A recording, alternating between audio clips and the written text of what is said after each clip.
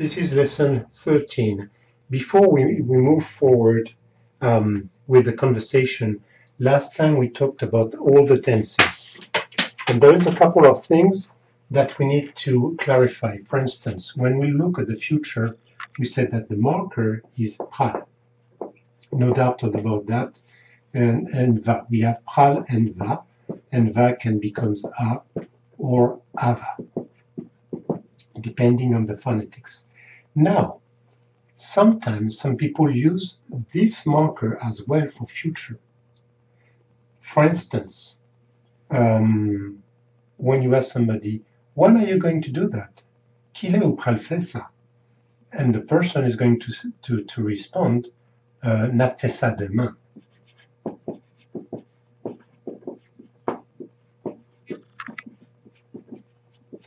N'a fait ça demain.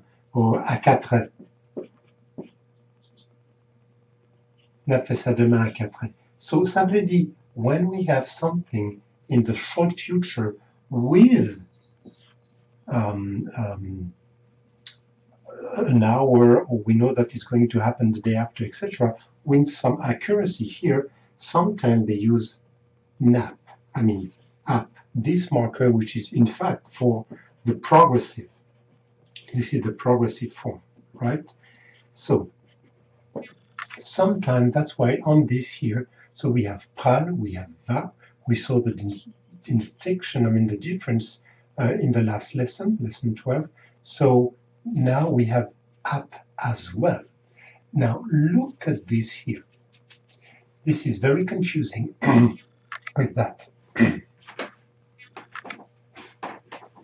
So first point for this lesson, up can be used for the future when we precise that it's going to happen a specific day or at a specific time. Now, this is future perfect. Was going to. And we say, n'était pral parler créole. N'était pral manger. Okay, so now we have this one.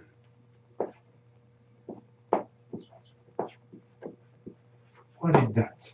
It's the contraction for T, marker for the past, ap, progressive, and pral, future.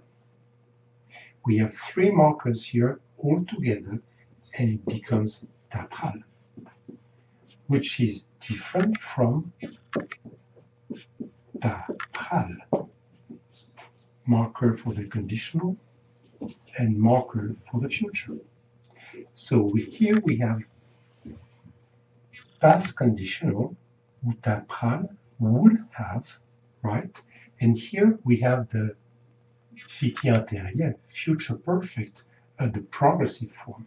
So let's see how it works, because when we pronounce those, it sounds exactly the same, but they're really different.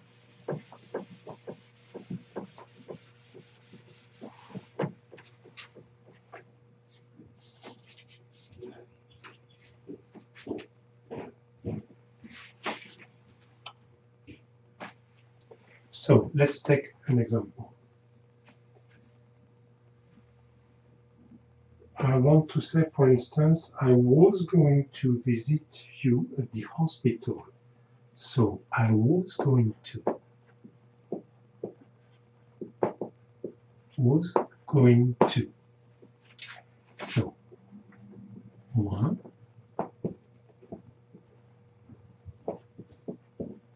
ta pral, visiter où? Non, hôpital. Hôpital, là. Okay, so we see I was going to becomes moi, T, the past, ap, pral, was going to. So that means this contraction, the ta pral, indicates a past action, this is past action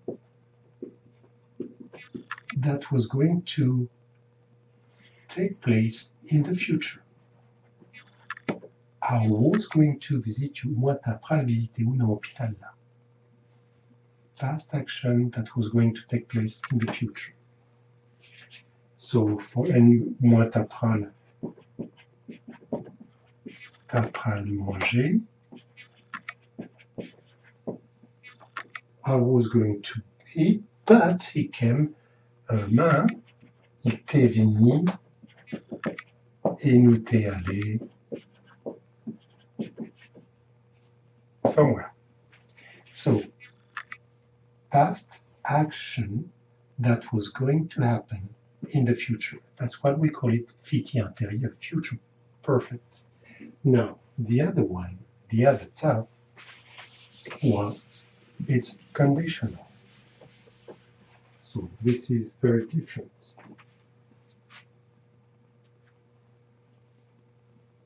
So, for instance, I would have spoken